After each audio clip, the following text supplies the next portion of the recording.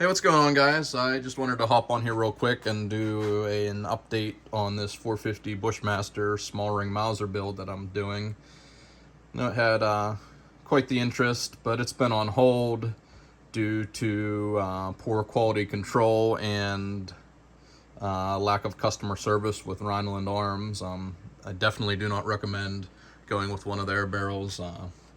I thought it was going to be the easy way out because it was already threaded and chambered. Muzzle was even threaded also. I just wanted to try it out to see how I'd even like it on a small ring, rather than going through the trouble of buying a blank and threading and chambering it and whatnot, renting a reamer and headspace gauges. So I figured for 130 bucks from Rhineland Arms, why not? But you clearly get what you pay for. Let me flop this around real quick and show you what the issue is that I'm waiting on. I don't know if I've told you guys this before, but I love this real Avid Vise. You're probably tired of hearing about it, but man, does it have many uses. But let me zoom in here on these threads. These threads are supposed to be 11/16 24, so I picked up this 11/16 24 break. Not because I necessarily needed one, but I just didn't feel like leaving bare threads out there on the end, and I didn't have a thread protector in that size, so I figured I'll just throw a break on it. I'm Cerakoting the barrel, so I figured something like this would match pretty nice to it. But let's go ahead and thread this on real quick and I'll show you what the issue is. Yep.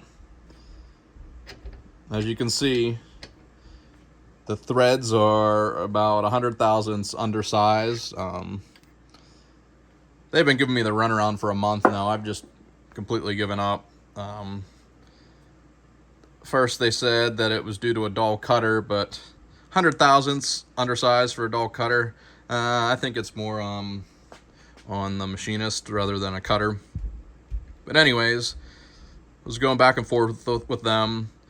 They couldn't replace the barrel because all the other barrels they have on stock have the same issues. So their option was to make a thread adapter that threaded onto these wrong threads, and then you'd have the correct threads out here for the brake to thread onto, which I'm not a big fan of, but I figured, it doesn't look like I'm getting anywhere with them. I'll just agree to this and at least have something usable, whether I actually use the adapter for intended purposes or if I just cut it off and knurl the end and just make it a thread cap.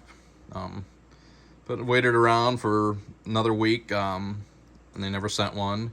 They started kind of getting cocky with me and said stuff like that takes time, but you would think when it's an issue on your end, you'd take the time, maybe the couple hours it would take to make a thread adapter and get it shipped out to keep your customers happy.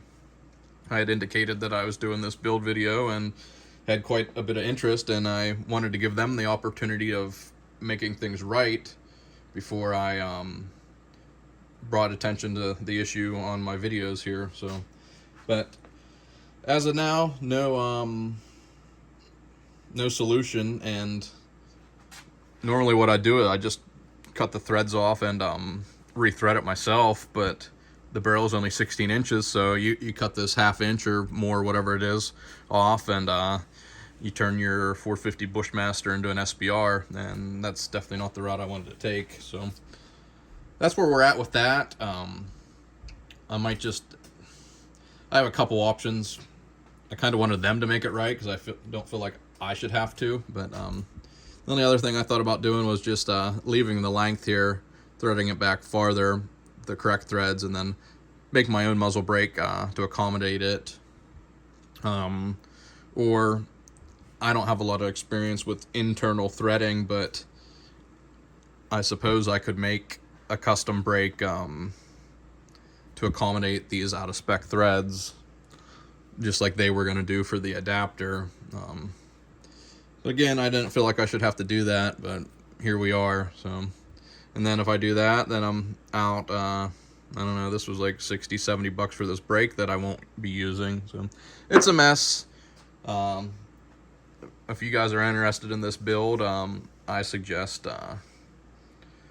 going a different route for a barrel. Definitely do not use Rhineland arms. All right, end of rant. Let's keep going. Since the last video, I altered the bolt handle. I had a broken Remington 700 bolt handle around that I ended up welding onto this bolt. Tried something different. When it was apart, I found center on both the bolt knob and the bolt handle, and I drilled a hole for a roll pin. Found a roll pin in my Brownells Roll Pin Kit, tapped it in there, and then it kind of held my bolt onto the bolt body for welding. It worked out really good. I think that's going to be the route that I go from here on out. I'm happy with it. Looks kind of cool. I've never threw a Remington 700 bolt on a Mauser before, but here we are. Still waiting for Cerakote. Haven't Cerakoted it yet because I planned on Cerakoting the brake with the barrel, and obviously we have issues there, so nothing as far as that goes. I did fit a butt pad, and I finished this stock that I got from Brownells. It was pretty out of spec. The inlet was way too deep on the trigger guard, so I had to fit that. You can still see it has some gaps and whatnot. But after inletting it about a 1/4 inch deeper, I had to like completely reshape the forearm. So I put these fancy little scallops in. Shout out to ETK Handmade for suggesting me doing something like that. I think it adds a nice touch. And then I took some advice from Kurt the Gunsmith, and I finished this with Daly's teak oil.